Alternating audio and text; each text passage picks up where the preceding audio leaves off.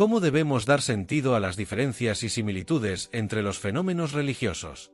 ¿Qué peso se debe dar a las diferencias? ¿Y qué peso se debe dar a las similitudes? La manera de hacer justicia a ambos es relevante para el estudiante que desea conocer y relacionarse inteligentemente con el comportamiento religioso y las expresiones de sus semejantes. La pregunta es relevante para la pareja luterana que debe decidir cómo relacionarse con la familia musulmana que acaba de mudarse al lado.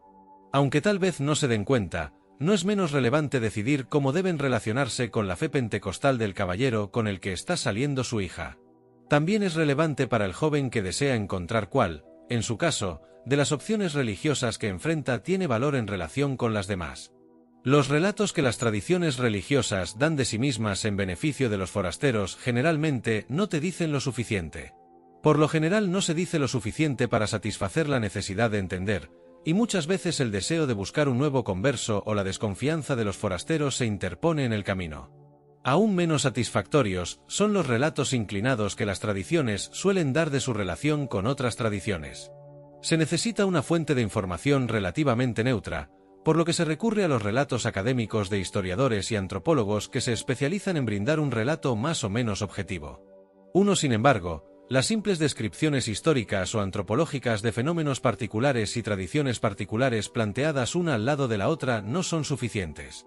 La comprensión exige el empleo de categorías transculturales que no están sesgadas en nombre de la perspectiva de una tradición particular, por ejemplo, categorías como la oración, el culto, la fe, la historia sagrada, el ritual, la ofrenda de sacrificio, la doctrina, la escritura, la explicación teológica, la meditación o la posesión trance. Es difícil imaginar cómo se pueden desarrollar descripciones históricas y antropológicas en absoluto sin recurrir a categorías transculturales. El estudio académico de la religión lo ha reconocido desde hace bastante tiempo. Un gran número de categorías han sido, y siguen siendo, empleadas de diversas maneras. Se han realizado varios esfuerzos para darles claridad conceptual y orden, entre ellos la publicación de 1987 de la Enciclopedia de la Religión, editada por Mircea Eliade. Sin embargo, la oscuridad y el desorden permanecen. ¿Cómo debemos dar sentido a las diferencias y similitudes entre los fenómenos religiosos? Primero, ¿qué vamos a hacer de las aparentes similitudes, a veces profundos paralelos estructurales, entre fenómenos religiosos que no tienen aparente conexión histórica? ¿Significa eso que realmente equivalen a lo mismo pero solo con un vestido diferente, por así decirlo? Por ejemplo, ¿el misticismo es lo mismo en todas las tradiciones? ¿O es el chamanismo una religión distinta en sí misma? Segundo, ¿qué vamos a hacer de las aparentes diferencias, a veces claras contradicciones, entre las doctrinas de una tradición religiosa y las de otra? ¿Significa eso que no tienen nada de significado en común? Por ejemplo, ¿debe un musulmán negar toda validez y valor a los hindúes porque no reconocen la autoridad del Corán y parecen dedicarse a prácticas idólatras? En relación con estas dos preguntas, debe abordarse una tercera pregunta. ¿Cómo podrían solucionarse y responderse estas dos primeras preguntas, sobre el significado de las similitudes por un lado y las diferencias por el otro, por motivos que no plantean cuestiones teológicas y metafísicas? O bien, ¿cómo se les puede responder sin privilegiar las creencias de una tradición sobre otra? Cualquier intento de responder a estas tres preguntas, especialmente esta última, plantea temas difíciles y polémicos. Sin embargo, eso es lo que busca hacer la exposición de este libro del marco de 6 formas genéricas de ser religioso. Para concretar estas preguntas abstractas, considera las siguientes dos situaciones. Un joven empresario bautista que se identifica con el cristianismo evangélico protestante, representado, digamos, por Billy Graham en lugar de Jerry Falwell, para quien la esencia del cristianismo es tener una relación salvadora personal con Jesucristo, viaja a Sri Lanka.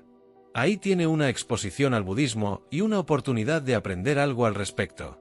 Él encuentra que los budistas que se toman en serio la religión toman una vida monástica, corten todos los lazos con estas actividades mundanas, y dedican toda su vida a una rigurosa disciplina de práctica ascética y meditación en aras de alcanzar el nirvana. Él piensa, esta es la diferencia entre cristianismo y budismo.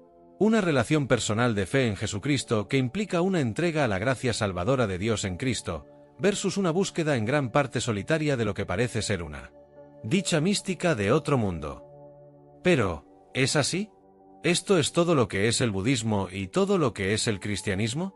Una viuda inglesa de mediana edad atraída por los escritos de los grandes místicos cristianos occidentales, por ejemplo, Juan de la Cruz, Teresa de Ávila, Meister Eckhart, al leer selecciones de algunos de los grandes místicos hindúes y sufíes de un editor teosófico, llega a creer que el misticismo puede encontrarse en el corazón de todas las religiones. Impresionada por las similitudes en los escritos de estos diversos místicos, concluye que el misticismo es sustancialmente lo mismo en todas sus múltiples expresiones. En efecto, concluye que es la única, auténtica y verdadera religión, y que todo lo demás es meras trampas externas, prescindibles.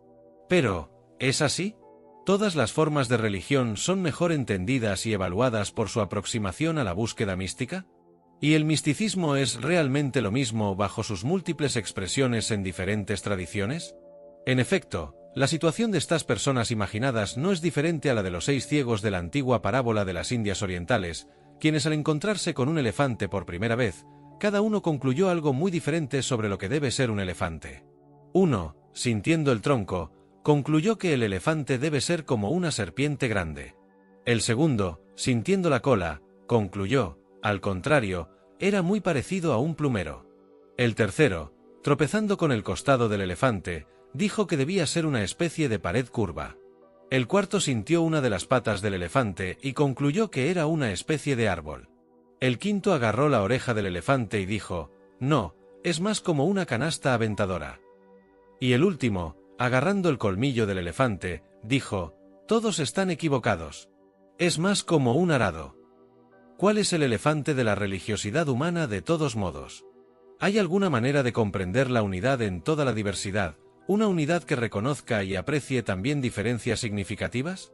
En efecto, ¿qué es una tradición religiosa? ¿Cómo es posible verlo y comprenderlo en redondo y no solo desde un solo ángulo? Consideremos nuevamente la parábola de los 6 ciegos y el elefante, pero esta vez en una forma diferente más análoga al problema que nos ocupa. Érase una vez un elefante y 6 manejadores de elefantes parcialmente ciegos, cada uno de los cuales conocía bien a cierto elefante, muy bien, más o menos cada pensamiento. Pero cada uno conocía al elefante de una manera diferente, por la peculiar naturaleza de su ceguera, una falta de visión periférica, cada uno no sabía nada de las otras formas de conocer al elefante. El primero fue el 10º de una larga fila de manipuladores ceremoniales de elefantes que, en ocasiones ceremoniales, fueron puestos a cargo de el elefante del rey. Él sabía exactamente cómo debía manejarse este elefante en particular, qué palabras decir, qué gestos usar, qué tan apropiado acercarse al elefante para conseguir que haga las cosas más impresionantes, todo de la misma manera que lo habían hecho sus predecesores en el pasado. Sobre todo, sabía lo que era correcto, apropiado y oportuno. Su manejo del elefante fue siempre e invariablemente agraciado, ordenado y elegante. Él conocía al elefante, o eso estaba convencido. El segundo era un tipo práctico, realista y sensato. Él creía que realmente no conocías al elefante a menos que trabajaras con el elefante como lo había hecho él para lograr cosas prácticas, cargas pesadas levantadas y movidas, selvas despejadas, nuevas carreteras construidas. Por larga experiencia con el elefante en la realización de tales tareas, confiaba en que conocía a ese elefante, o eso estaba convencido. El tercero fue una persona profundamente sensible y apasionada. Él creía que realmente no conocías a un elefante a menos que de alguna manera hubieras formado una amistad personal íntima con el elefante como él lo había hecho, una amistad que compartía las alegrías y penas, los logros y frustraciones de la existencia diaria del elefante. Además, estaba convencido de que se trataba de una relación bidireccional. No solo conocía personalmente al elefante, sino por la forma en que el elefante respondía con simpatía a sus propios altibajos emocionales, estaba seguro de que el elefante también lo conocía de la misma manera. Él conocía al elefante, o eso estaba convencido. El cuarto fue algo así como un excéntrico. Al igual que esos curanderos nativos americanos de las llanuras que supieron hacer contacto con el espíritu del bisonte o el espíritu del antílope para asegurar una caza exitosa, este hombre pudo, al entrar en trance, comunicarse tan estrechamente con el espíritu de ese elefante que pudo provocar una extraña relación cooperativa entre él y el elefante. Parecía que el elefante haría lo que quisiera sin que tuviera que hablar en voz alta o hacer gestos manifiestos en absoluto. Él conocía al elefante, o eso estaba convencido. El quinto era una persona tranquila, contemplativa que creía que realmente no podías ponerte en contacto con el elefante a menos que dejaras de lado todas las demás preocupaciones y te volvieras muy callado, muy quieto, completamente receptivo a lo que el elefante revelara de su yo elefante, como había podido hacer. Sobre todo, El manejador estaba al tanto. Nada escapó a su aviso: los sonidos de la voz del elefante, la digestión del elefante, cada movimiento del elefante, sus olores, sus estados de ánimo, sus gestos sutiles pero significativos, sus ojos, el ritmo de su balanceo, su respiración y los espasmos de sus revelaciones sutiles de cola que otros extrañan por completo. Él conocía al elefante, o eso estaba convencido. El sexto y último hombre era una persona muy docta que sabía más de esta raza de elefante y de este elefante específico de lo que la mayoría de nosotros podemos imaginar. Había estudiado todo sobre la fisiología del elefante, el metabolismo del elefante, la etología del elefante, la psicología del elefante, todo lo que alguna vez se haya escrito sobre el cuidado, alimentación y cría de elefantes, y en particular, la historia y genealogía de la particular familia de elefantes de la que había salido este elefante.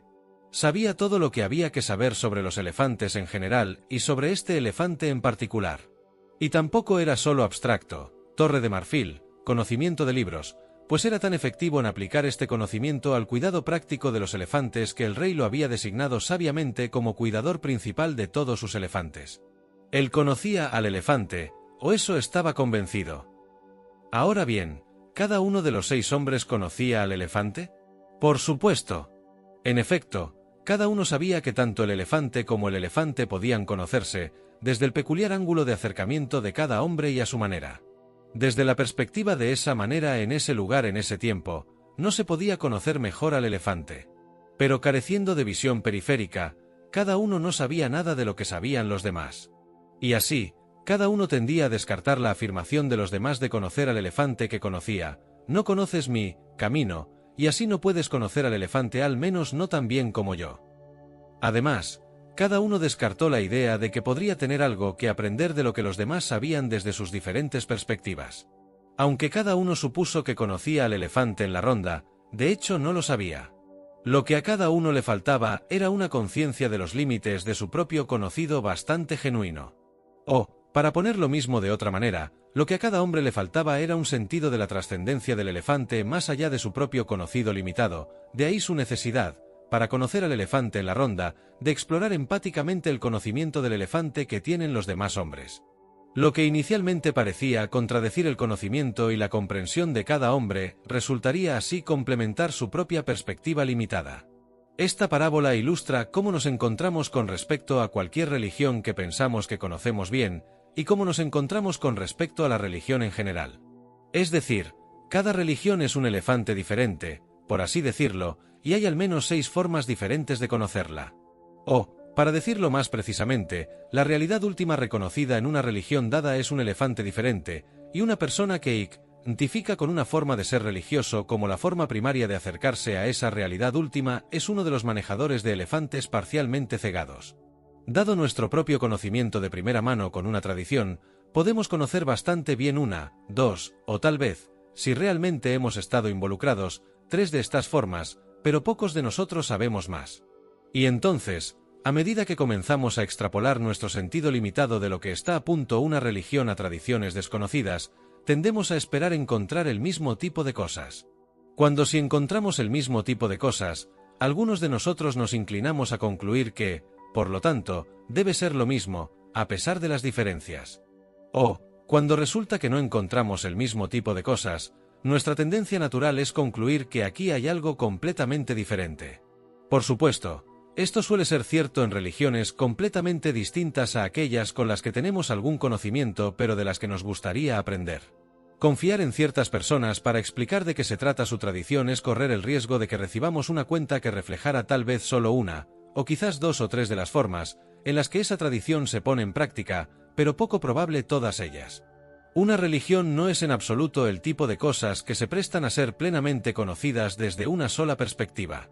Uno de los grandes pioneros en el estudio comparativo de la religión hacia finales del siglo XIX, Friedrich Max Müller, afirmó regularmente que el que conoce una sola religión no conoce ninguna.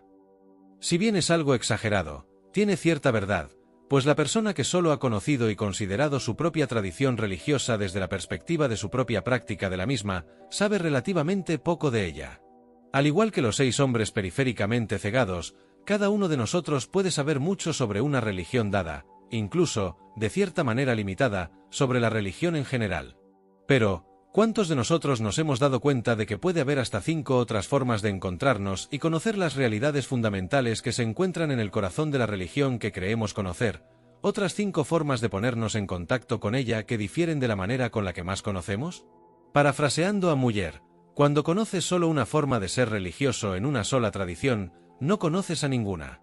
No se conoce la diferencia específica de esa manera con respecto a los demás.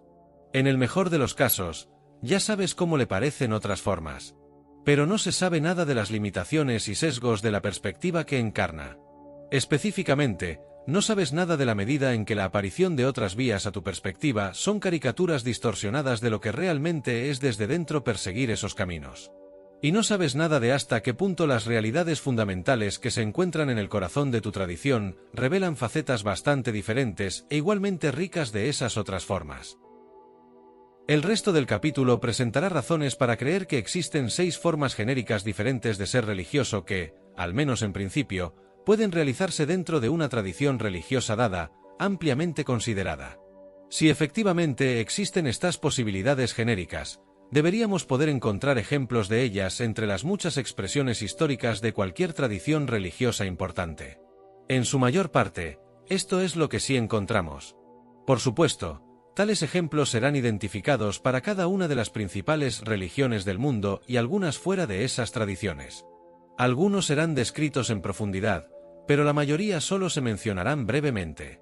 Eso es deliberado, pues en lugar de presentar un estudio en profundidad de las principales religiones, lo que propone este libro es una especie de programa de investigación y estudio comparativo que tanto los estudiantes como los académicos profesionales pueden perseguir.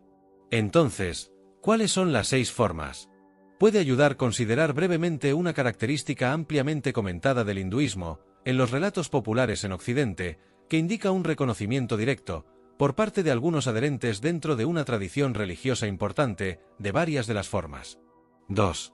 La tradición religiosa del hinduismo es una amalgama de multitud de diversas formas de vida religiosa más que, al parecer, que cualquier otra religión mayor. No tiene un solo fundador, si se puede decir que tiene algún fundador históricamente identificable, y su enorme cuerpo de escrituras sagradas parece haber provenido de fuentes ampliamente divergentes, pues expresan una increíble diversidad de conceptos e imágenes teológicas. Sin embargo, esta diversidad es ordenada de vez en cuando por personas que presumen representar la tradición en general, aunque nadie realmente representa el todo, especialmente no de una manera que pueda decirse que articula un consenso entre todos los hindúes. Específicamente, se ha dicho que en el hinduismo hay 4 yogas o margas diferentes, a veces más de 4 tipos diferentes de camino hacia la unión con lo que se toma como la realidad última, ya sea concebida teístamente como Dios por ejemplo, K.R. Jaor Shiva o como la deidad más allá de las concepciones personalizadas de Dios, llamadas Brahman. Diferentes personas con diferentes temperamentos, dicen estos hindúes, tienen diferentes necesidades religiosas. Cada persona necesita una forma de ser religiosa adecuada a su personalidad y situación en la vida. 3. Primero está el Karma Yoga, el camino hacia Dios 4, es decir, a lo que el hinduismo toma para ser la realidad última, a través del desempeño desinteresado del deber, incluyendo una variedad múltiple de deberes rituales, dependiendo de la casta, el estado de uno en la familia y en la comunidad local, y la etapa de la vida, y la acción justa. El punto es llevar a cabo el papel asignado en la vida como destino divinamente asignado, haciendo todo con el sentido de que el papel de uno está divinamente dado y es, por así decirlo, Dios actuando a través de mí, para que mis acciones se originen no en mí sino en el orden divino no dado personalmente del cosmos conocido como Dharma. Segundo es el Bhakti Yoga, el camino hacia Dios a través de la adoración y la entrega devocional. Aquí el punto es que los afectos de uno se incendien con el fuego del amor solo por Dios, desplazando a todos los demás afectos, en respuesta a su, o ella, gracia compasiva. Tercero está el Dhyana Yoga, el camino a Dios a través de disciplinas psicosomáticas, disciplinas espirituales y ascéticas, diseñadas para desplazar la conciencia consciente más allá de la esfera egocéntrica, mundana, a lo que se dice que es el sujeto infinito, divino interior. Finalmente, está el Jnana Yoga, el camino hacia Dios a través de la indagación racional, el argumento y la comprensión intelectual, orientado hacia el logro de la visión transformadora de la vida en la base última de todas las cosas. El punto aquí es que la propia mente obtenga la perspectiva y sabiduría de la mente absoluta, no por el bien de algún motivo egoísta, sino para liberarse del entendimiento centrado en el ego por completo. Cada uno de estos 4 tipos de caminos es ampliamente reconocido y respetado dentro de la tradición hindú como un medio bien establecido y confiable para el objetivo final de la unión con Dios. Los 4 son reconocidos en no menos una escritura autoritaria que el Bhagavad Gita, que muchos han llamado el Nuevo Testamento del hinduismo popular. Hay que decir, sin embargo, que en la Gita a los diferentes yogas no se les da igual rango, y el Jnana Yoga, si bien se menciona, no se distingue claramente como un camino separado de los demás. Las interpretaciones del Ti difieren ampliamente. Sin embargo, es claro que existe una variedad de expresiones para cada uno de los yogas. Lo que conforma cada camino en la práctica concreta y la clasificación relativa de cualquiera en relación con los demás varía considerablemente de una subtradición hindú a otra. Muchos portavoces hindúes han tratado de generalizar esta idea de muchos caminos hacia un objetivo final, como modelo para pensar en las relaciones entre religiones. Sin embargo, estos intentos han sido bastante engañosos. Tal modelo se entiende mejor como una expresión de una fe religiosa específica, en este caso una convicción teológica sobre las religiones, ya que la evidencia en apoyo de la misma es seriamente deficiente. Pero como medio básico para comprender las relaciones entre diferentes formas de organizar y llevar a cabo la vida religiosa dentro de una sola tradición religiosa ampliamente concebida, la idea de muchos caminos hacia una meta última es muy prometedora. De hecho, los 4 yogas esbozados anteriormente corresponden directamente a 4 de las 6 formas de ser religioso. El Karma Yoga corresponde, principalmente, a lo que llamaremos el camino de la acción correcta, el Bhakti Yoga corresponde al camino de la devoción, el Jnana Yoga al camino de búsqueda mística, y Jnana Yoga a la manera de indagación razonada. Además de este conjunto de 4 se encuentran el camino del rito sagrado y el camino de la mediación chamánica. El camino del rito sagrado es el camino hacia lo que se toma como Dios a través de la participación en rituales divinamente autorizados, rituales que prometen restaurar el orden significativo y la vitalidad a la vida, marcando el comienzo de una nueva a la presencia sacramental de lo divino original, patrones, arquetipos, de vida significativa.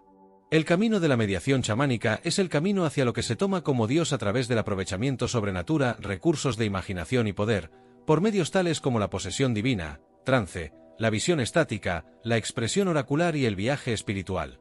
Las cuentas hindúes no identifican a estos 2 como yogas distintos.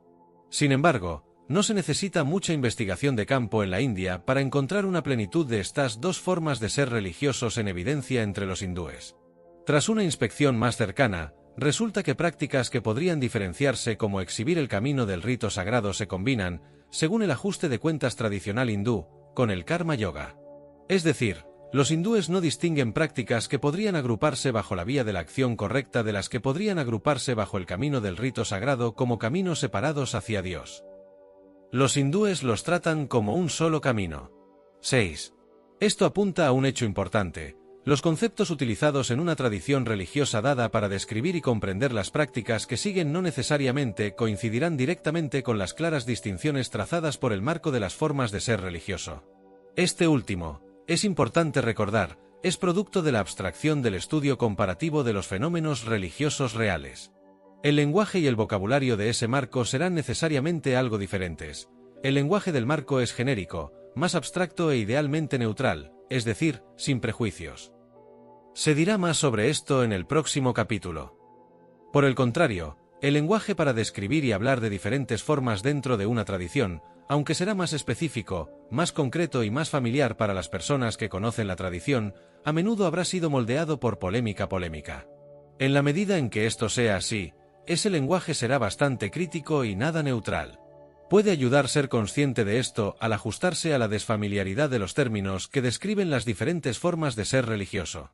Las 6 formas de ser religioso se pueden poner en un diagrama visual, que se muestra aquí. Puede ayudar a pensar que los participantes en cada una de las formas dentro de una tradición cualquiera están de pie en relación con el misterio fundamental, la realidad última, del que habla su tradición, como los 6 manejadores de elefantes parcialmente ciegos se pararon en relación con el elefante que cada uno estaba convencido de que conocía también.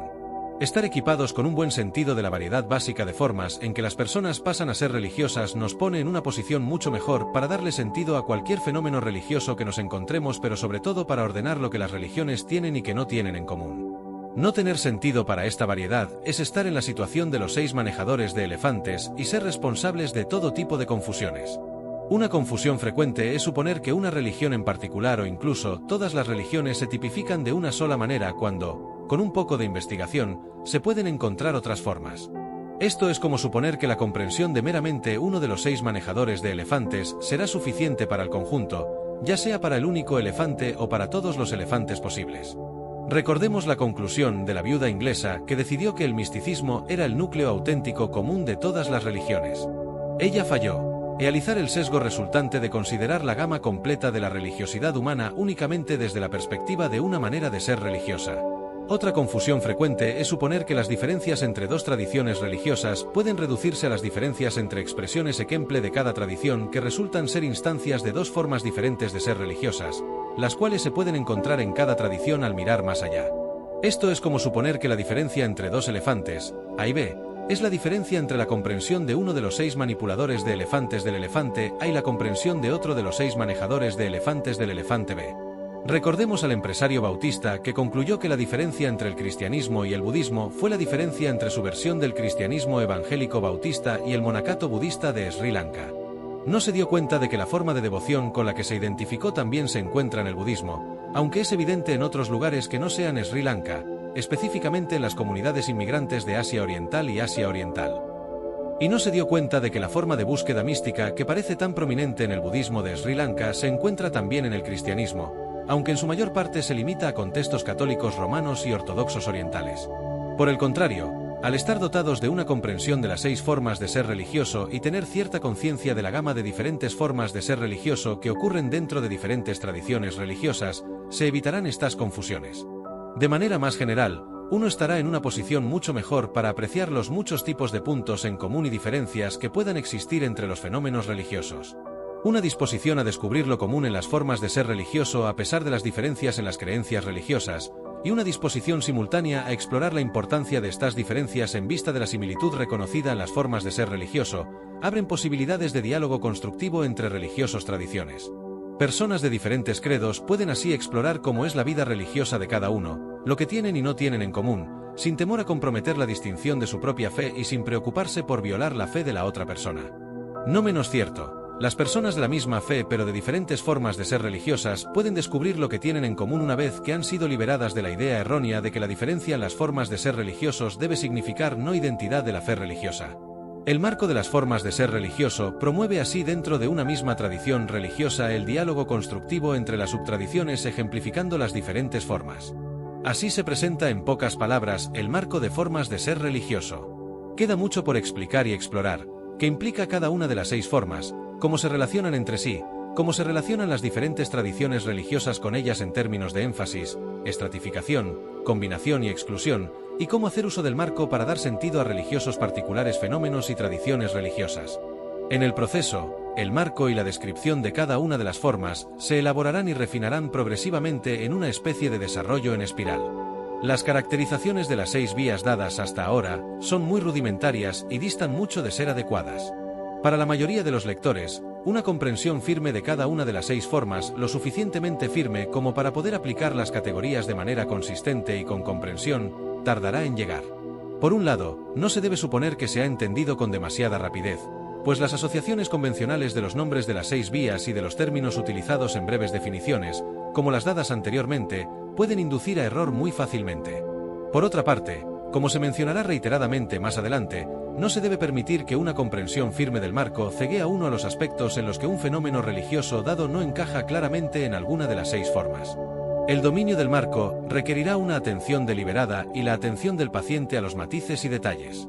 En el capítulo 2 se introducen los supuestos fundamentales y la orientación que rigen el marco de las formas de ser religioso y la concepción de la religión en la que se basa. En ella se explica la idea genérica de una forma de ser religioso. El capítulo 3 elabora cada una de las 6 formas de ser religioso y comienza a explorar algunas de las relaciones entre ellas. El capítulo 4 está dedicado a una descripción de ejemplos de cada una de las formas de todas las principales tradiciones religiosas, ejemplos que demuestran formas únicas y ejemplos que combinan más de uno. El capítulo describe cómo las diferentes tradiciones y subtradiciones históricamente han enfatizado, priorizado, combinado o excluido diferentes formas. El capítulo 5 introduce la idea de variación cualitativa de la práctica dentro de cada vía y una base de sentido común para reconocer la virtud genérica y el vicio en la práctica de cada vía. El capítulo 6 concluye la parte y con una discusión de las ventajas y pasivos del marco. Las partes 2 y 3 del libro, que abarcan los capítulos 7 al 15, están dedicadas a mostrar cómo el marco hace posible una comparación perspicaz de las tradiciones religiosas aplicándola en profundidad a la comparación del budismo y el cristianismo. Al final del libro hay un glosario de los términos clave utilizados, con referencias de página a su explicación más completa. Cuando se introduzcan en el texto, los términos se resaltarán en negrita.